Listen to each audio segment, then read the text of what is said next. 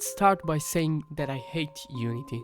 The past 2 weeks have been a nightmare. Since their initial announcement, I had to halt the development of my game until now, navigating through uncertainty about the project's future. I had the chance to explore some alternatives like Unreal and Godot. As many of you may already know, Unity on September 12th announced this new runtime fee policy, which involves paying a fee each time your game is installed once it surpasses a certain threshold of installations and revenue.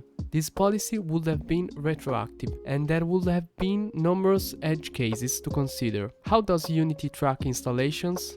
Do pirated copies count? What if someone creates a script to install and uninstall my game multiple times? And so on.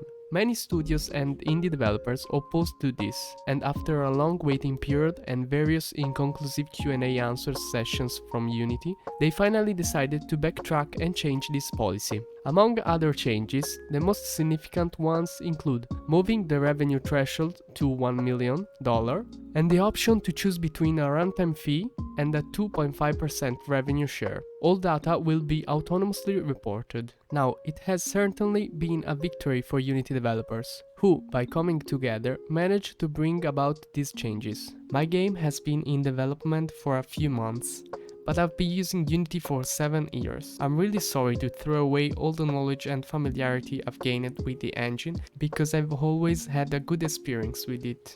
But looking at the facts, the future of this engine is uncertain, and I prefer to spend my time learning a new engine and porting my game. After researching which alternative could be the best for my project, I choose Godot. It's an open source engine that, given the recent events, seems like an excellent choice. I've tried to inform myself about how it works in general, and specifically regarding the systems I've already implemented in my game, and everything seems feasible and even very similar.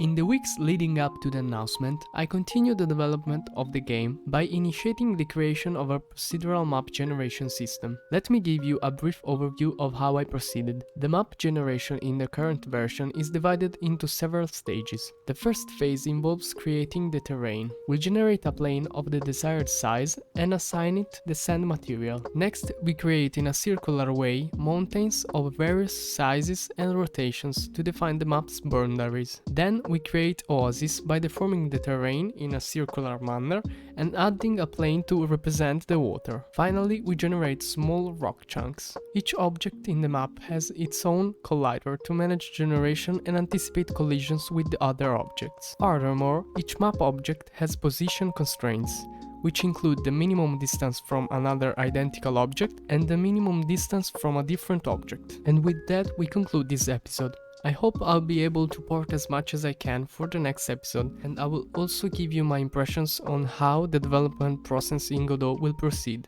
Feel free to share your thoughts in the comments and subscribe to the channel for updates on future developments. Thank you for joining me, and I will catch you in the next devlog.